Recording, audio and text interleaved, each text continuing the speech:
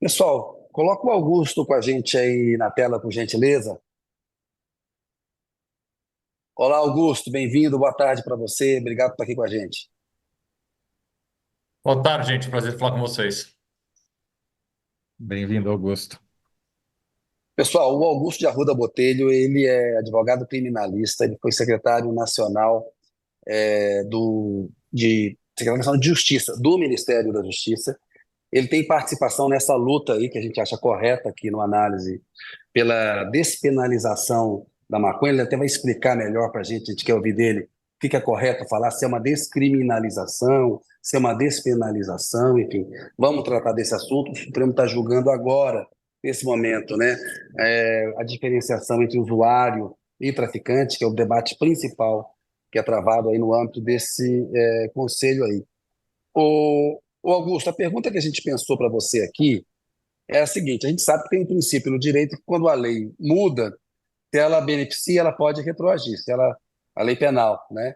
E se ela prejudica, ela não pode retroagir. Está mudando a lei de acordo com a interpretação do Supremo, tem uma nova interpretação aí. A pergunta para você é: alguém vai sair da cadeia depois dessa decisão do Supremo? A população carcerária, que é alta no Brasil, vai diminuir?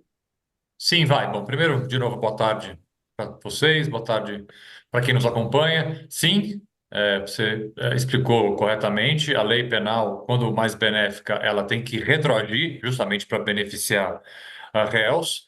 E sim, há levantamentos de que milhares de pessoas que Deu uma estão travada aqui. encarceradas por porte de drogas para consumo podem ser colocadas em liberdade. O podem vai depender do que está acontecendo agora. A gente está comentando enquanto eu estou aqui na outra tela vendo os ministros do Supremo julgando, porque essa questão da quantidade, que é um pleito que eu há muitos anos venho defendendo, a necessidade de você objetivar a distinção entre um possível traficante e um possível usuário com base num critério objetivo de quantidade de droga apreendida, for fixada para o Supremo. A tendência, o ministro Barroso, já nas palavras iniciais da sessão de hoje, já disse que houve um acordo informal de que essa quantidade seria de 40 gramas de maconha. Isso precisa ser, Uhum. obviamente, obviamente, validado agora publicamente pelo plenário do Supremo, que pode acontecer em alguns minutos, mas se mantida, então,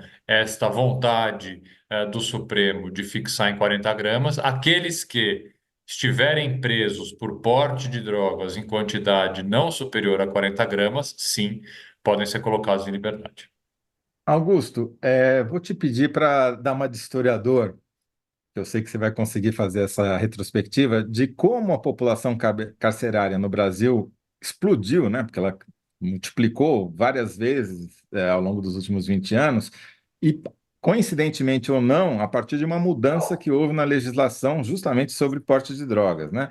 Porque era uma legislação bem intencionada que acabou aparentemente tendo o efeito contrário. Por que que essa interpretação do Supremo é muito importante agora? Por que que os ministros estão até mudando as suas posições diante do que aconteceu nos últimos 20 anos? Bom, essa decisão do Supremo é um marco histórico na luta por uma política de drogas mais eficiente, mais justa, mais humana e principalmente mais efetiva, né? A nossa lei de drogas, ela é absolutamente ultrapassada, ela não produz bons resultados, ela é desigual, ela é injusta, ela proporciona uma interpretação que nos números você vai perceber o quanto o critério racial, quanto a cor da sua pele, ele é um fator de diferenciar situações absolutamente semelhantes, quando não idênticas, para se colocar alguém na cadeia ou manter essa pessoa em liberdade. Então, é um marco histórico na luta por uma política de drogas melhor, mas que ainda falta bastante, né? O que se pede nesse recurso? Né? Esse recurso está sendo finalizado hoje no Supremo, pedia para que fosse considerado inconstitucional um artigo específico da lei, que é o artigo 28, que diz que portar droga para consumo é um crime. Ainda que a lei, e aí tem essa confusão, descriminaliza, despenaliza essas diferenças, né? Ainda que a lei atual não preveja, por exemplo, nem prisão em flagrante, nem uma pena de prisão para aquele que for flagrado portando droga para consumo, ainda as medidas que esta lei prevê são medidas tomadas dentro da justiça criminal. Então, é uma lei que é tratada pelo sistema de justiça criminal. O que o Supremo fez no julgamento encerrado na data de ontem foi dizer: olha, se houver alguma apreensão, provavelmente na linha dos 40 gramas que vai se encerrar agora, ficará então configurado o porte para consumo e não mais o sistema de justiça poderá aplicar uma penalidade. E sim, agora eles vão definir também quem será o responsável por aplicar uma penalidade, que pode ser uma palestra educacional, um encaminhamento para um tratamento médico. Isso vai depender, obviamente, de casos concretos. Então, o Supremo criou Augusto, não um pode marco aplicar a histórico. pena de prisão, não é isso? A pena de prisão é que não pode ser aplicada. Outras penas podem ser aplicadas. Vamos lá, a pena de prisão, que já não podia ser aplicada desde o do início da lei para porte e para consumo. Prisão em flagrante, por exemplo, jamais. Tá? O que o Supremo faz ao descriminalizar, isso que é importante deixar claro, é tirar do âmbito da justiça criminal. A justiça criminal não tem nada mais a ver com isso. Polícia não tem É, nada a ver com isso. é correto falar, então, descriminalização, é isso? É esta decisão do Supremo, que assim, é muito técnico, são vários entendimentos dentro do próprio Supremo, às vezes até um pouco confusos, por isso que eu resolvi historiar, até porque eu sou parte nesse recurso, né? Eu fui um dos advogados que proferiu a ostentação oral lá atrás, e eu fui resgatar esse vídeo ontem, não tinha nenhum fio de cabelo branco, deu uma tristeza. Eu lá, Éramos, vou dizer, éramos jovens e não sabíamos, né, Augusto? éramos jovens, eu não vou falar que eu era um jovenzinha, mas não tinha um fio de cabelo branco e no cabelo, assim, na Bárbara é a Bárbara pretinha. Mas enfim, o que a gente pedia? Para dizer que é inconstitucional. O Supremo não disse isso unanimemente, mas assim, vamos falar em efeito prático. O efeito prático dessa decisão é que agora o porte para consumo de drogas não será mais tratado pela Justiça Criminal. Tá? É isso que a gente precisa entender. Serão Esses aplicadas 40. penas sim, Uhum. mas penas administrativas. É um ilícito administrativo, não é mais um crime. Essa é a decisão do Supremo. Se ficar em 40 gramas, realmente é uma revolução, né, Augusto? Porque, É, me corrija se eu estiver errado como autor aí do pedido do recurso que está sendo julgado, mas se eu não me engano eram 3 gramas que o Benedito, né, que era o sim, cara que está...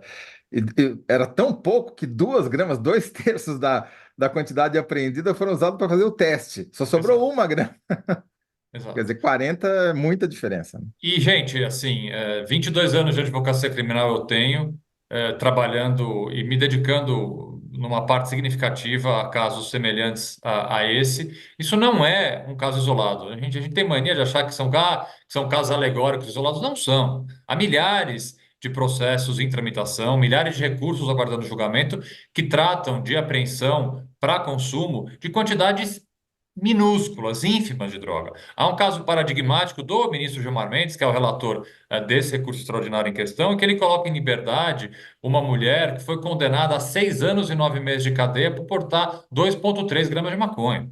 É Nossa. assim, é uma excrescência, né? A gente pensar que a máquina estatal, o judiciário, a polícia, se dedicou durante anos, né? Eu fiz, esse processo é um processo que especificamente eu me dediquei a estudar, a ler o processo desde o começo, e eu fiz uma conta por baixo, são 63 autoridades do Poder Judiciário que analisaram este caso desde o momento, e eu estou incluindo o policial militar, que é o grande juiz do caso. O policial militar que faz a abordagem policial, ele é o primeiro juiz do caso. É ele que vai, muitas vezes, conduzir o resto dessa história, porque a versão que ele vai apresentar para um delegado de polícia no momento de lavrar um flagrante ou não, é a versão que muito provavelmente vai ficar mantida até o final desse processo. Então, contando os policiais militares até chegar no Supremo, são 63 autoridades que se depararam com o caso, e o resultado desse caso foi uma pena de quase 7 anos por um porte nem de 3 gramas de maconha. Então, isso, volto a dizer, isso não é um caso isolado, há milhares de casos semelhantes, por isso que essa decisão do Supremo é extremamente importante para a revisão de uma política fracassada de drogas.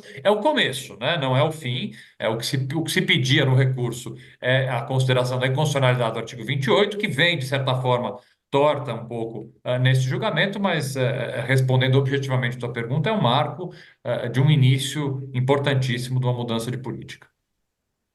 Os Augusto, agora a gente 40 vê uma. gramas é que depende, o número, desculpa, Kennedy, é importante porque se forem, sei lá, 20, né, o acordo entre os ministros do Supremo for para que o limite seja entre, né, que pode ser beneficiado ou não pela decisão, seja, fosse 20, o número de pessoas beneficiadas pela decisão vai ser muito menor do que se for 40, não é isso? Claro.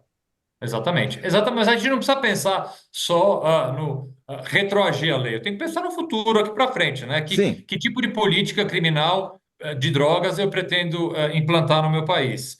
Eu pretendo aquela que seja eficaz, que cuide de saúde pública, que cuide da dependência, obviamente que diminua o poder do tráfico. Então a gente tem que olhar essa decisão do Supremo para trás, para os casos que já foram julgados, mas principalmente olhar para frente, né? É o início, e você vai ver no começo da minha sustentação oral, lá em 2000 e bolinha, eu começo a falar justamente isso. Olha, a decisão do Supremo, que o Supremo vai tomar aqui, eu nunca imaginei que fosse demorar tantos anos para chegar ao final. É o início de uma modificação da política de droga. Por isso que é importante começar, porque já no passado havia essa discussão: pode o Supremo ou não se debruçar sobre esse tema? O Supremo está legislando e tem ativismo judicial, e assim é um absurdo completo. Quem fala isso desconhece lições básicas de direito e de justiça. Não é, Supremo não está legislando. Eu publiquei ontem numa rede social um pedaço da minha sustentação e fiz alguns comentários. Aí você vinha lá, uma série de pessoas: o Supremo pode legislar, o Supremo é a ditadura do Supremo. Essas pessoas assim desconhecem a primeira página de qualquer lei da Constituição ou de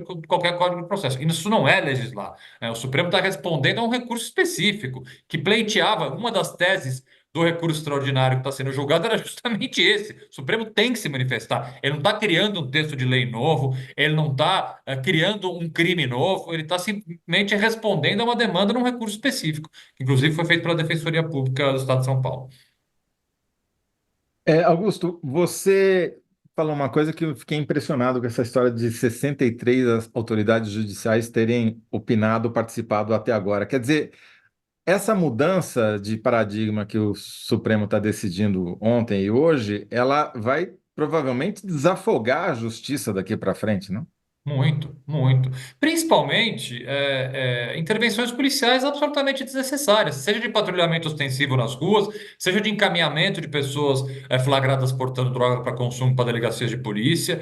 Se traz eficiência, né? E vai se lidar com a questão da forma como ela tem que ser lidada, seja um ilícito administrativo, seja uma questão de saúde pública, mas jamais uma questão de polícia, né? Portar droga para consumo, e é um dos argumentos justamente que a entidade que eu, à época, representei neste recurso sustentava, é que o uso de drogas é um típico caso de autolesão. Eu usando drogas no ambiente privado, eu estou apenas e tão somente me lesionando. Eu não interfiro em direito de terceiro nenhum. Pois é. Ô, Portanto, a justiça. Augusto, Diga. não, é importante esse ponto que você toca, porque muita gente fala, olha, de fato é uma decisão histórica, é o começo de uma luta, tem um avanço importante, ainda mais na situação de fato que a gente tem. Mas que na questão das drogas, o próprio Gilmar Mendes defendeu, deveria valer para todo tipo de droga, Sim, né, eu que está concordo. nessa discussão que está falando. O Rodrigo Pacheco, eu queria que você explicasse, falou, o Supremo não poderia ter feito, porque está invadindo uma competência que é do Legislativo. Eu queria que você explicasse por que que não é, e tem a reação da bancada evangélica, da extrema-direita, dos reacionários. Tem uma PEC das drogas tramitando agora, já foi aprovada no Senado, tramitando lá na Câmara, que é pior do que a legislação que vocês combateram e obtiveram a decisão hoje. Se essa PEC é aprovada, o Supremo pode declarar inconstitucional, vocês vão levar essa briga adiante? Fala um pouco disso tudo, por gentileza, Augusto. Bom, primeiro com relação ao Rodrigo Pacheco, eu falo isso com um enorme respeito por ele, é um colega, advogado criminalista. Para quem não sabe, o Rodrigo Pacheco é um advogado criminalista de Minas Gerais, bastante experiente. Essa questão da PEC e do Supremo tem um pano de fundo de disputa de poder que tem pouquíssima relação propriamente com o tema central, que é a questão da descriminalização ou não da droga, né? Se usa este recurso especificamente, e fico bastante chateado, para não dizer outra palavra, se utilizar um tema de saúde pública para disputa de poder entre Supremo e Congresso, né? Que se faça a disputa, que é uma disputa, de certa forma, natural, histórica, com outra matéria, não com matéria que envolve direto ou diretamente saúde pública, né? Então está se pegando esse recurso para ver quem pode mais, quem pode menos, né? Então tenho certeza que o advogado Rodrigo Pacheco sabe que o Supremo pode sim decidir como decidiu, né? Esta acusação histórica, né? Na pandemia isso foi muito corrente de ativismo judicial do Supremo. A gente tem que lembrar uma coisa: o Supremo é provocado, o Supremo não fala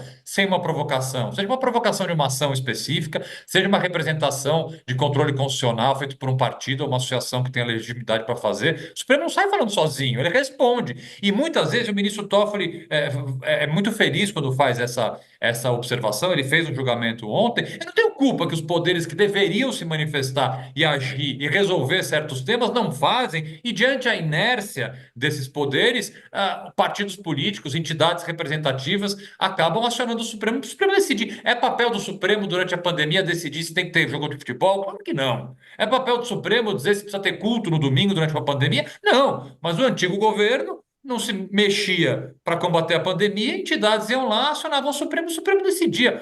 Esse caso não é nem isso, tinha um recurso específico, tem um réu por trás desse recurso, né? É que o caso, ele teria, diante dos pedidos que foram feitos nesse recurso, teria uma repercussão tão grande que o Supremo adotou o que adota em várias oportunidades, repercussão geral. Por isso que esse caso não vale apenas para uma pessoa, vai valer para todas, porque a temática é importante. Isso não é novidade, o Supremo faz isso toda hora. Então, quem alega esse monte com respeito de baboseira, porque conhece assim, mas nem o começo da justiça. Está simplesmente aí jogando sua E opinião. se essa PEC for aprovada?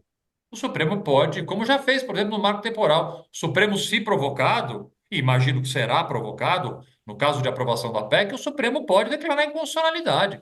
Então, vai novamente, isso é péssimo. Vamos falar agora com política de Estado. É péssima essa disputa, né? Ela não deveria existir.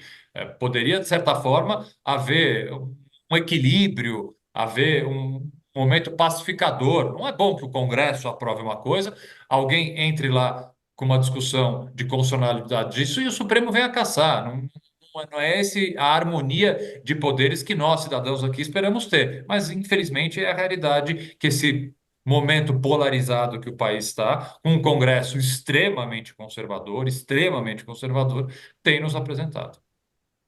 Augusto, vamos pensar algumas situações concretas. O sujeito foi condenado por porte de menos de 40 gramas de maconha, supondo que seja 40 gramas o limite que o Supremo vai decidir hoje.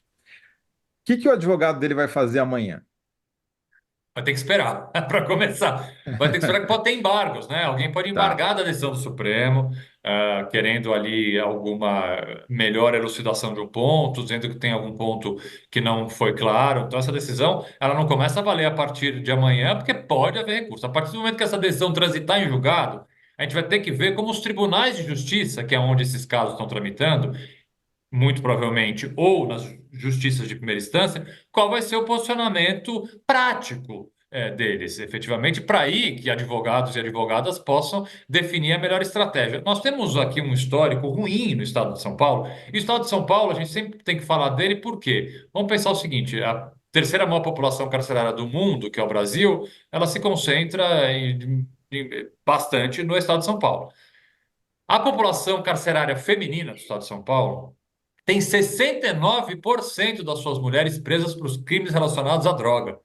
7 em cada 10. Inacreditável. 7 em cada 10 mulheres presas no estado de São Paulo estão presas, não estou falando por porte, tá? Pode ser tráfico Sim. também. Até porque há uma pesquisa interessante que mostra que a maior parte dessas mulheres presas por tráfico, na verdade, o tráfico era levar droga para os seus companheiros que estavam presos, né? Então, a realidade, assim, muito triste. Eu dei aula mais de 10 anos em presídio, conheço bastante essa realidade, em presídios femininos, inclusive, e é uma realidade muito triste, né? De mulheres que acabam sendo presas por tráfico, por levar drogas para os seus companheiros que também estão presos. Mas a gente tem um histórico no Tribunal de Justiça do Estado de São Paulo, infelizmente, falo isso infelizmente porque sou daqui, de desrespeito a decisões de tribunais superiores, né? O Tribunal de Justiça de São Paulo, costumeiramente, ele é criticado pelo STJ, principalmente, por não aplicar teses que são absolutamente unânimes em tribunais superiores. O caso da prisão preventiva, por exemplo, é um deles, né? Tribunais superiores diariamente decidem de uma forma, vai lá o TJ de São Paulo e decide de outra. Essa semana, inclusive, houve uma nota encaminhada ao STJ pelo presidente da seção criminal do TJ de São Paulo, dizendo que o TJ tem que ter independência, que não tem que se filiar a entendimentos de outros tribunais. Há uma disputa histórica, 20 anos essa disputa existe. Agora é uma decisão de repercussão geral do Supremo, é mais difícil você desrespeitar. Mas eu, conhecendo a justiça como conheço, sou bem cauteloso, tem que esperar para ver. Como é que E o daí, reflexo prático dessa decisão do Supremo vai se dar, principalmente na Justiça de São Paulo, que é uma justiça historicamente refratária a se adaptar a entendimentos de tribunais superiores. Ainda que esse quer caso dizer, seja, volto a dizer, um caso de repercussão geral do Supremo, não é só uma jurisprudência simples, é muito mais do que isso. para transitar em julgado pode demorar semanas, talvez até meses, dependendo do número de recursos interpostos até que isso aconteça. O prazo de embargos é bem curtinho, tá? Não é um Tá, prazo longo. Eu não digo meses, não. Eu acho tá. E meses jamais. daí, como você disse, o advogado precisa se mexer, precisa entrar com algum recurso e vai ser julgado nas várias instâncias, com esse risco que você falou de as instâncias inferiores não respeitarem imediatamente a decisão do Supremo. Quer dizer, É, não de vai ter, ser. a independência de cada juiz e cada juiz, ela permite que faça-se uma interpretação, obviamente, não muito diferente do que o Supremo, mas dizer, por exemplo, ó, isso é um ponto interessante de falar, né? A justiça criminal vai responder a casos em que a pessoa está presa por uma quantidade inferior, vamos imaginar que seja esses 40 gramas, mas há indicativos de tráfico. Essa pessoa não é colocada em liberdade.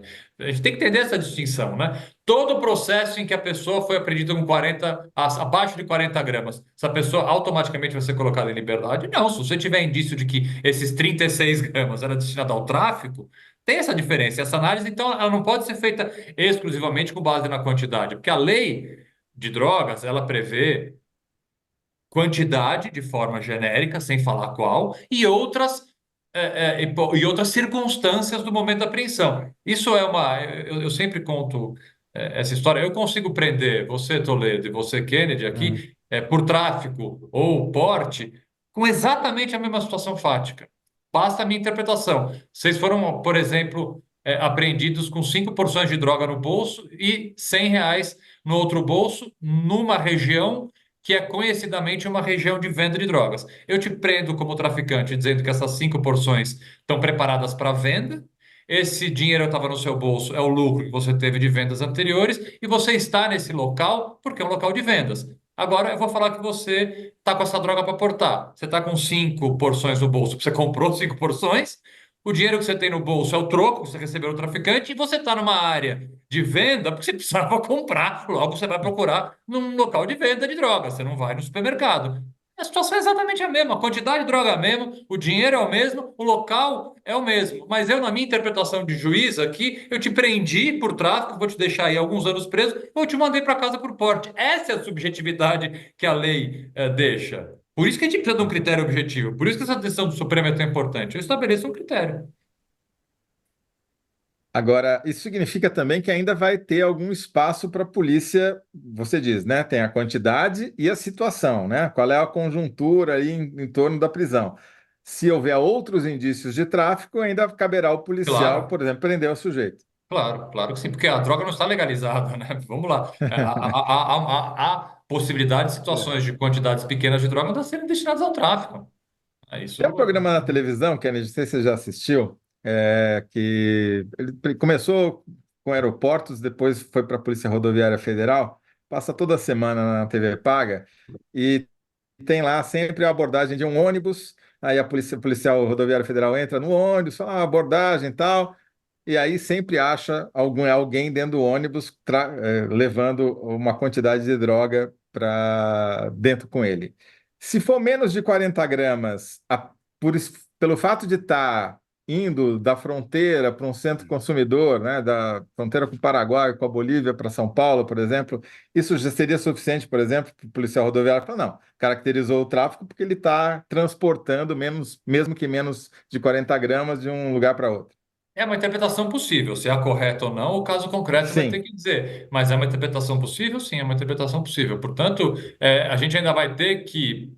Toda mudança, ainda mais uma mudança bastante importante como essa, a gente vai ver o resultado prático disso conforme a jurisprudência e conforme as decisões e conforme até política de segurança pública de estados, né? Qual vai ser a diretriz, por exemplo, que estados, que governadores vão dar para suas polícias para atuação em casos de apreensão de pequena quantidade de droga, por exemplo? Não sei, né? Isso tem uma questão de política estadual de segurança pública que ainda vai ter que se depurar ao longo de meses. Pois é, Augusto, além do racismo estrutural, que pode, mesmo com essa decisão, permitir injustiças, os estados eles podem, por exemplo, nessas punições administrativas, aumentar o grau de punição, elevar uma multa, transformar, enfim, é, não é a pena de prisão, mas dar uma pena que seja mais dura do que está prevista hoje, pode ter isso? Como são, Kennedy, como são penas administrativas, é um ilícito administrativo, você pode falar em multa? Pode.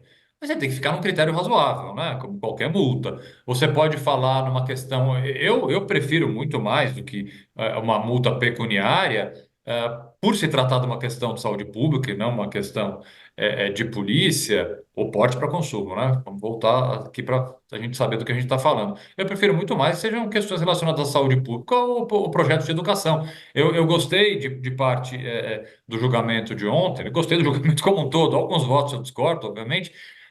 O descontingenciamento do fundo de drogas para campanhas educacionais em relação a esse tema. Essa é uma medida prática muito, muito importante que o Supremo tomou. Ó, a Joana diz aqui, E- Toledo, ótima Uhum. entrevista, esclarecedora, valeu, gente. A Cris diz, uma pessoa ser encarcerada por conta disso realmente é muita vergonha. O Augusto já respondeu para o Danilo Sotero Rogério que sim, o entendimento do Supremo pode colocar em liberdade pessoas que estão presas hoje, é, em face do que eles vão decidir lá, pelo limite que tem.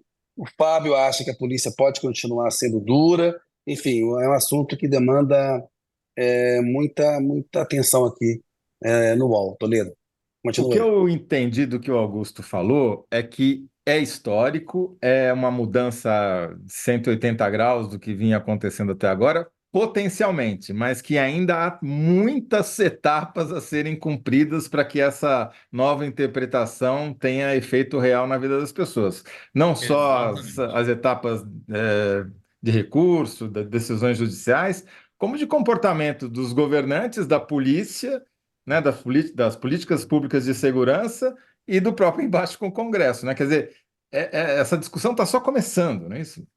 Essa discussão com certeza está só começando, porque vai haver uma pressão, e volto aqui a afirmar um Congresso extremamente conservador, principalmente com pautas. Eu vou chamar pauta de costume, eu não acho essa uma pauta de costume, mas eles acham. O quanto haverá uma pressão, né? Você já vê campanhas e parlamentares em redes sociais com os argumentos mais estapafúrdios, né? Que vai desde a questão da impossibilidade do Supremo estar legislando, sendo que ele não está, até pesquisas completamente ultrapassadas, dados absolutamente errados, né?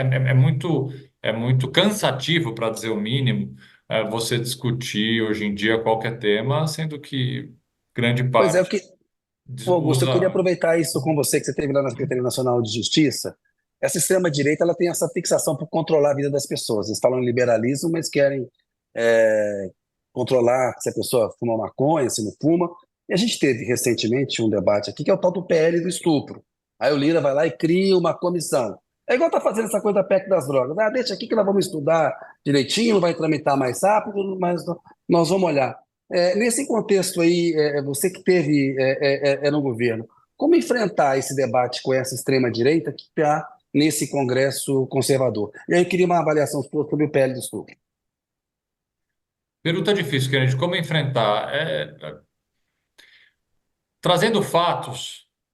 Eu poderia te dar, seria a resposta mais aí automática que eu te daria. Mas a prática do debate nos mostra que trazer fatos pura e simplesmente não funciona.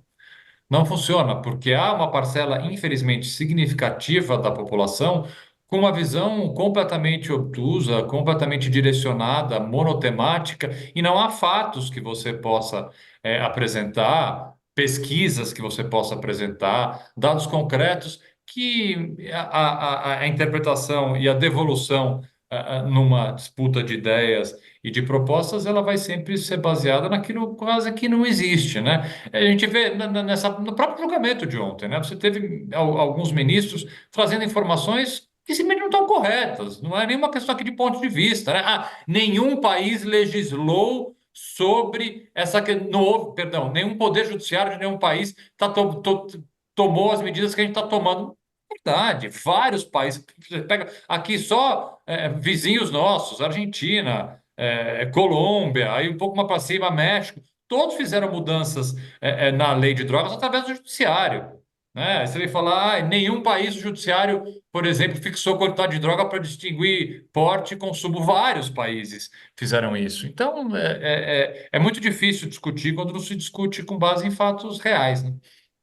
Com relação ao périto do aborto, assim, ainda bem que a mobilização, principalmente das mulheres, conseguiu segurar o que é um completo absurdo, um projeto de lei que fere dignidade humana, fere a redação mínima legislativa, fere conceitos básicos de direito penal. É realmente um daqueles projetos que a gente se questiona. Imagina a pessoa sentar no computador, escrever aquilo e achar que está certo. É vergonhoso. Augusto, voltando para a pergunta original, você acha que num cenário de implementação positiva, digamos assim, dessa decisão do Supremo, que os tribunais e as polícias e os governos estaduais ah, têm alguma aderência a essa decisão, há chance de reverter a tendência de crescimento exponencial da população carcerária no Brasil e, eventualmente, até começar a diminuir, inverter essa curva, ou eu estou sonhando demais?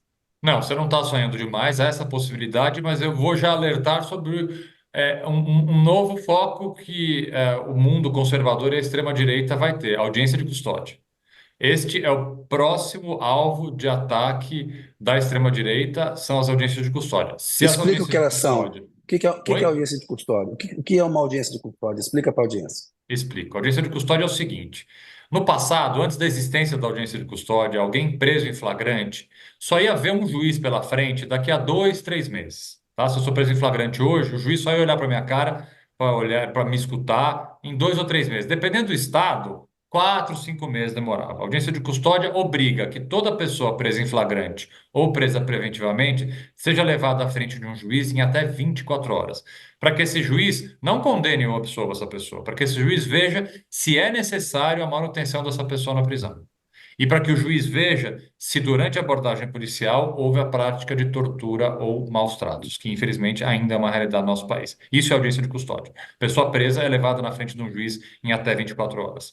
A extrema-direita vai tentar acabar com a audiência de custódia. Se eles conseguirem, o que eu espero que eles não consigam, e pessoalmente vai ser algo muito duro, eu dediquei bons anos da minha vida à implementação das audiências de custódia no Brasil. As primeiras audiências de custódia de todos os estados foram feitas por mim, enquanto presidente de um instituto que levou esse tema ao CNJ e ao Ministério da Justiça, muitos anos atrás. Então, e foi uma grande revolução, grande, a maior revolução no sistema de justiça criminal dos últimos anos é a realização de audiências de custódia, mas ela já vem sendo objeto de ataques e posso aí ter quase certeza que a próxima pauta da extrema-direita é a audiência de custódia. Aí, Toledo, respondendo objetivamente a tua pergunta, se isso deixar de existir, essa possível melhora na aí, superpopulação carcerária vai ser completamente esquecida E por essa milhares de batalha se dá pessoas que vão ser onde? presas. É uma batalha administrativa, uma batalha Não, legislativa contra a audiência de legislativo, custódia? Legislativa. legislativo, Quer dizer, o legislativo. Congresso, logo, logo veremos em tramitação de urgência um Fim da projeto para audiência de acabar com a custódia. audiência de custódia. Ó, vou aqui fazer uma pequena aposta ao vivo. Diria que em agosto já. Na volta do Já. recesso, esse tema já vai surgir. Vai. Depois me Mas é Muito cobra. o, bom. é, Furo. sim, preocupante. Olha, o Augusto, é importante o pessoal saber, ele é um dos fundadores do Instituto de Defesa do Direito de Defesa. Tem um trabalho belíssimo, né, para Obrigado. poder. Parabéns aí pela iniciativa, o Augusto. Ô Zé, nós temos que ir para a síntese com o Augusto e encerrar o programa. Difícil Já essa voltei. síntese, né? Registrar, diminuir meia hora de aula em 75 caracteres é um desafio grande, mas me impressionou muito essa última declaração do Augusto sobre como o próximo alvo, perdida a batalha das drogas, a direita deve se voltar contra a audiência de custódia, me parece muito tentador como um título. Sim, é isso, Derrotada né? na batalha das drogas, a direita deve se voltar contra a audiência de custódia, acho que pode dar um bom título. É isso, eu apostaria nisso, infelizmente. Ô Augusto, muito Bem. obrigado, hein, velho, pela Ah, participação aqui. A gente imagina, sabe que você está aí muito envolvido e encontrou tempo para atender a gente. Agradecemos muito aqui. O estou UOL, a gente sempre à agradece. disposição. Um abraço para vocês aí, para todo mundo que nos acompanha. Obrigado, um Valeu. abraço.